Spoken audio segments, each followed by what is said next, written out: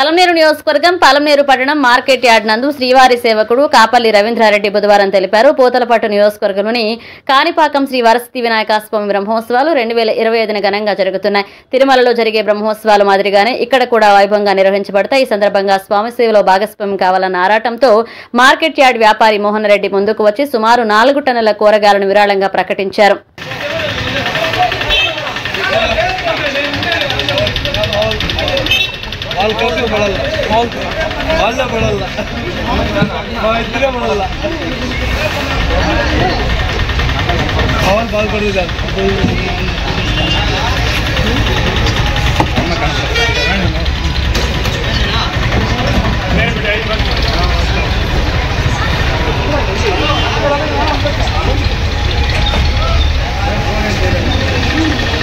ఇప్పుడే చెప్పొద్దు, ఫోటో తీసుకుంటాను ముందు.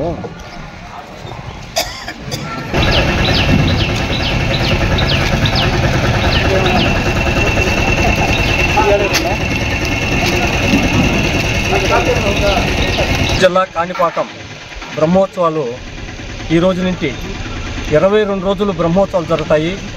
మన తిరుమలలో ఎలా జరుగుతాయో సేమ్ అదే మాదిరిగా జరుగుతాయి. దీనికి రోజుకి వేలాది మంది భక్తులు కూడా కాణిపాకానికి బ్రహ్మోత్సవాలకు ఇచ్చేస్తారు. రోజుకి 10,000 మందికి భోజనాలు ఏర్పాటు చేస్తున్నారు దేవస్థానంలో. ఈరోజు మొట్టమొదటిసారి మోహన్ రెడ్డి మనకి దాదాపు 4 టన్నులు వెజిటేబుల్ వితరణ చేశారు.